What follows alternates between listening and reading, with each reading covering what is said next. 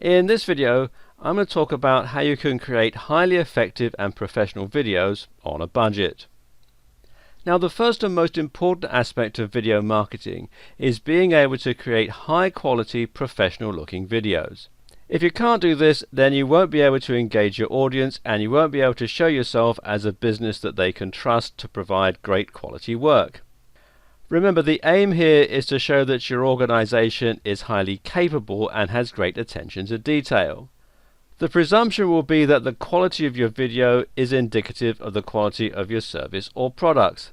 So you need to ensure that your viewers are blown away by your production values. Now, of course, the only problem here is that most of us aren't Steven Spielberg, and if you have a small business or run a blog, you might not have the resources or the skills to create videos that can compete with larger organizations. Well, don't worry. With the right strategy, it's possible for anyone to create a video that evokes quality and has the desired effect. We're going to look at some strategies that you can use to instantly increase the production values of your videos and impress your audience. Now, bear in mind, not all of these tips are going to be relevant in every case. Different types of marketing video have different requirements, which we'll come to later. Now, if you're filming the video yourself and you need it to contain footage rather than static images, you need to make sure that it uses high quality footage. Now, this means that you need to think about the resolution, the frame rate, and the sound quality. And the first step to achieving this is to film at a high resolution with a camera that produces crisp, well-lit images. And this will generally come down to the quality of your video camera, and of course you're likely to be limited by your budget in this regard. That said, there are some surprisingly high quality cameras that you can get for a relatively small initial investment. The GoPro, for instance, records in 1080 pixels, at least, and offers a wide-angle lens for capturing a lot at once. Likewise, many smartphones these days actually offer incredibly high-res cameras. A great example of this is the Galaxy Note 4, which actually is capable of recording in 4K resolution. If you don't have a high-end phone and you're not able to shell out for a GoPro, then remember, you can always ask others to use their devices. Most people should have at least one friend who has a camera that can record in 1080 pixels. Just ask if you can use it for a while. Over time, as you start to see return on your video marketing, you'll be able to invest in more and more expensive equipment to increase the quality of your footage. Note that if you want to do things like blur out the background, use macros, then you may need a more high-tech camera. In terms of sound, the ideal situation is to have a separate microphone that you can attach to your collar or elsewhere to capture the sound clearly. If you don't have this option, then make sure that you're not too far away from the camera and that the acoustics are good in the room that you're filming in. A high ceiling in an empty room can create echoes, while a busy road outside will drown you out and can make your videos feel less professional. Video quality isn't just about the camera though. Just as important is making sure you set the scene, and the lighting will play a big part here. Essentially, you need to ensure that the room is well lit so that your viewers can make you out well. This will also impact on the professionalism of the final product. If you're willing to invest a bit more money into your video marketing, then you can always get hold of some professional lighting equipment. If not, then a desk lamp with an adjustable angle can actually do a surprisingly good job. Failing that, positioning yourself correctly by a window is fine. To create the most professional look, you should aim to use Rembrandt lighting, which means that half your face will be light from a 90-degree angle. This is a little more dramatic and creates depth and contrast in your footage. You also need to avoid filming with any light sources directly behind the camera, because this can create glare and even damage the lens. Next, consider the surroundings and what else is in the shot with you. As we mentioned earlier, a video shot in your bedroom is hardly going to inspire confidence in your brand, so you need to make certain that you have the sort of surrounding one might expect to see a professional video filmed in. Now, the easiest way to do this is with a completely white backdrop. A white wall doesn't quite do the trick here, as it'll have shadows and won't be completely white. Instead, what you're trying to do is create the effect of an infinite white, which should look like you're standing in the middle of a void, like in that scene in The Matrix. Now, it is possible to get a professional white backdrop, but in the interest of keeping your budget low, you can actually use a bed sheet, pull it taut with some tape or with some clothes pegs, or you can use a large white sheet of paper. Now, as long as the light is bright enough and you decrease the shadows and contrast in post-production, this can look surprisingly effective. And of course, do remember to iron the sheet. Now, the great thing about filming on infinite white backdrops is that they also give you the most options in your editing, as you'll be able to move the subject around, introduce new elements, and so on. Alternatively, you can choose somewhere neutral for your filming. Now, this could be out in the park somewhere, or it could be walking through town. And these sorts of settings, again, remove the DIY element by taking you into a setting where people aren't going to see your dirty laundry in the background. Finally, you can create your own backdrop using other materials. Now, this might mean organizing some books in the background that are about your industry, or it might mean printing out a large poster with your logo on it. Now, if you're fortunate enough to have a professional looking store or office, then it is acceptable to film from that environment. But make sure you tidy up and choose a spot with the best lighting and the most interesting, without being distracting, background. Try to avoid using software that cuts you out of the image and creates a fake background though. This tends not to look particularly professional, especially if your arm starts disappearing. Unfortunately, the vast majority of us are not natural-born presenters, and when you put yourself in front of the camera, you'll quickly see just how hard the job of a television presenter really is. Not only do you need to look the part, but you also need to deliver your lines confidently and professionally in a way that's engaging and without stuttering. If you're making lots of takes and you find yourself stumbling over your lines, then a few things can help. The first thing is to write yourself a script first that you can read. Reading your lines will help you to speak much more fluently and with fewer errors. But just make sure that it doesn't sound like you're reading. You need to engage with the audience by sounding natural and enthusiastic, as though you were talking to your friend about an amazing new deal that you just learned about. Another way to avoid stuttering is to film in multiple takes. Rather than trying to deliver an entire 5 sides of A4 in one perfect take, break it down into small chunks, changing the camera every time, and then edit them all together. Actually, pros record several takes of each piece and use the best one in the final production. If you watch back any professional video on YouTube, you'll see this constant stopping and starting actually aids the overall professional feel. This can be used to create better emphasis and to add comic timing and more. Another professional looking technique is to film your script using 2 or more cameras running at once and set up from different angles. This way you can cut to a different shot during the edit and create the illusion of a continuous flow of dialogue, rather than having that awkward cut where your position changes only just slightly. Changing the angle like this also creates more movement in your videos and makes them feel more dynamic as a result. And by using more dynamic angles, say an upshot for example, you can inject more emotion into your footage. You'll notice that this is how television documentaries and even news broadcasts work. They'll switch to feeds from different cameras and even turn to face those cameras sometimes. In other cases, different angles might come with different effects. You might want to switch to a portrait shot, for instance, that's filmed in black and white. Don't do this on a whim though. Think about what it is you're trying to communicate by adding the effect or switching the angle. In this case, you might be trying to create more distance or class or nostalgia. Of course, in order to switch between angles, you'd usually use multiple cameras set up in different positions around the room. And this is a good strategy, but it does require a bigger investment and means you'll spend more time editing and uploading your footage. A much more budget approach is to use a single camera and simply change its positions between takes. Now, when you're on camera, Remember to speak more slowly than you normally would. And this is particularly true because we tend to speed up when we're nervous. Make sure you enunciate and make sure that you're projecting your voice. And if you're unfortunate to be someone who doesn't have a particularly clear or professional sounding speaking voice, then you might consider hiring somebody who does.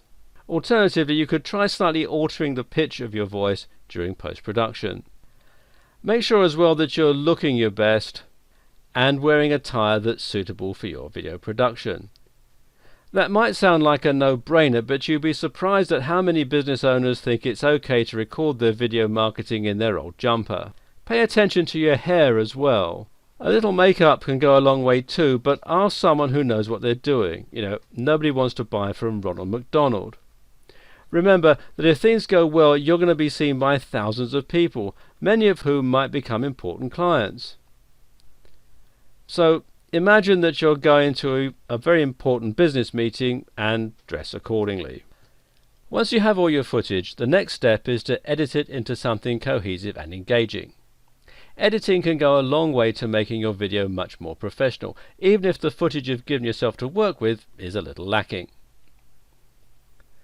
The most important thing to keep in mind with your editing is that you want to remove pauses, silences and ums and ers.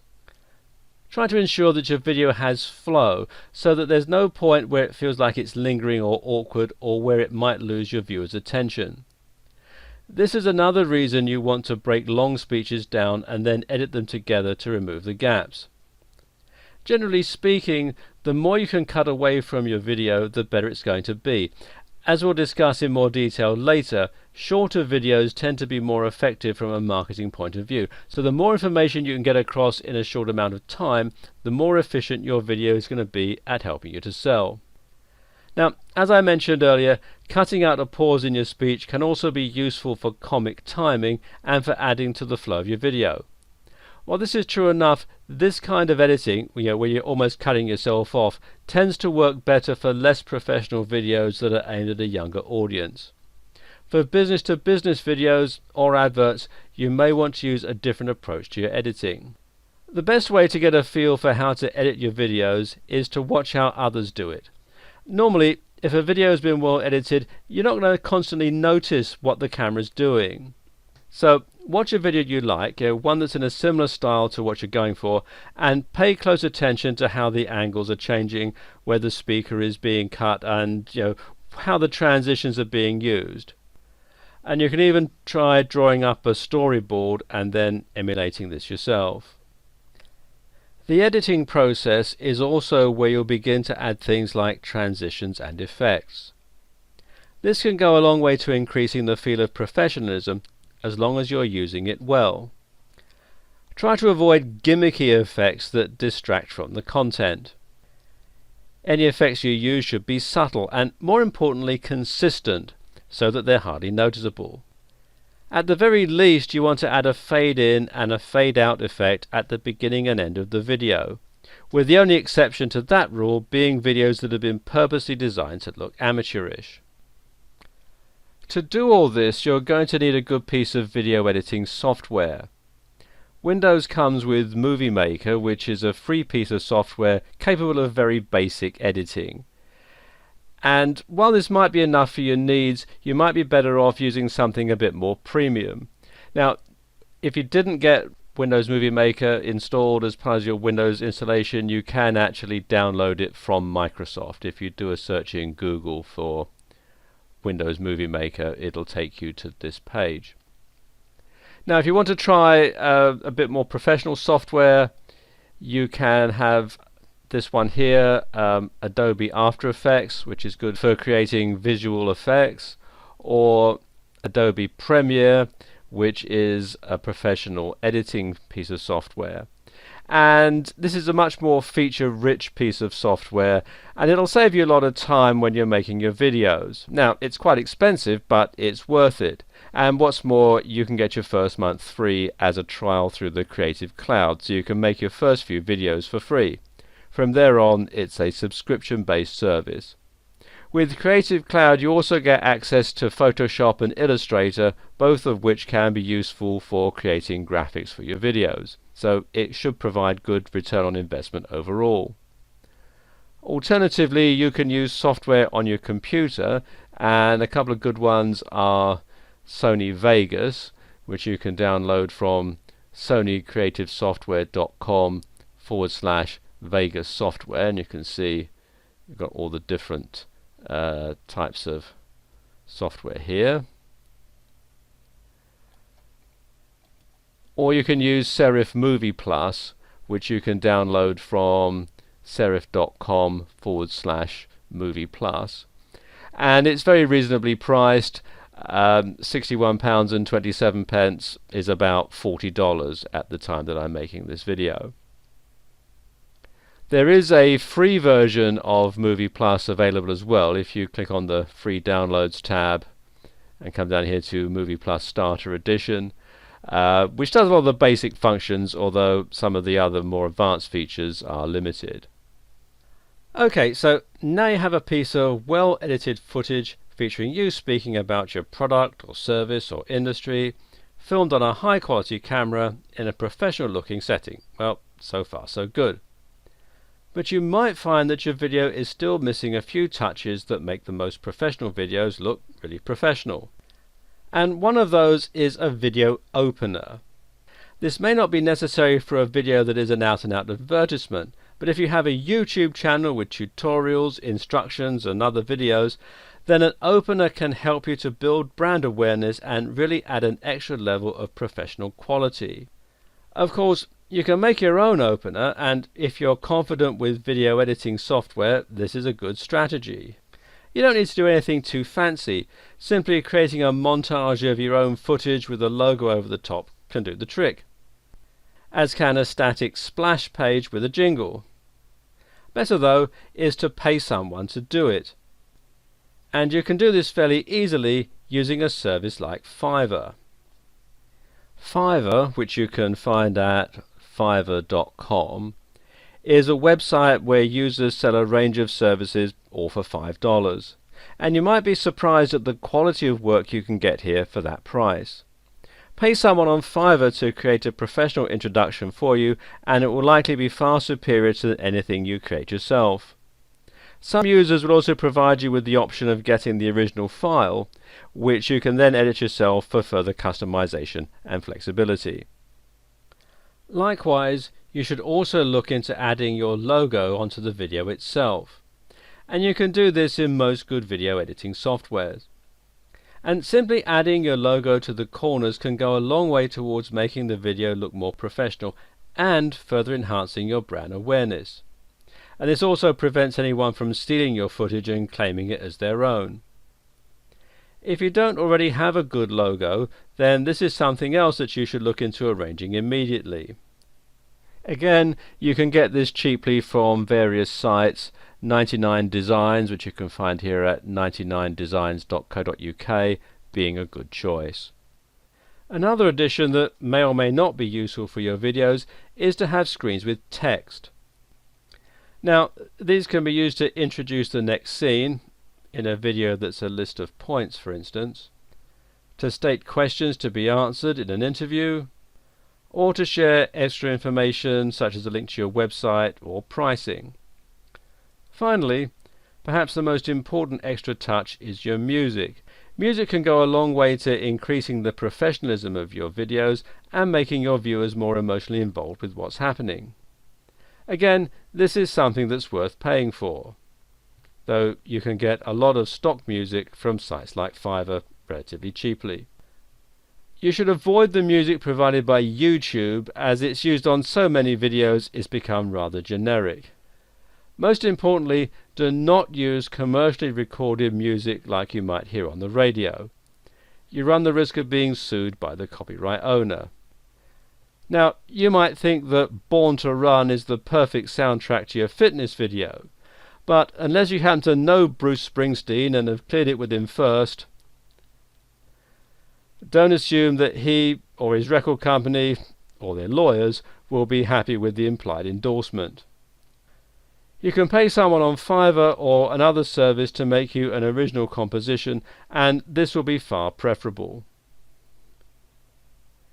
Make sure that when you add this music it doesn't drown out your voice and that you're careful to set the levels correctly. The best backing music should fade out slightly as and when you talk and rise in volume again during the silent parts. And make sure that it fits the tone and pace of your video. And what you should do is try a few different tracks to find the right one. With all these tips, you'll find that it's perfectly possible to create a highly professional looking and sounding video on a budget, even if you wouldn't consider yourself to be a pro when it comes to video editing or presenting. Of course, if you do have more money to invest, then another option is to hire a professional to create your video or to design your video to avoid some of the challenges that are associated with the process. As we'll see, there are various different types of videos, and not all of them will require you to go in front of the camera. And I'll talk about those in the next video.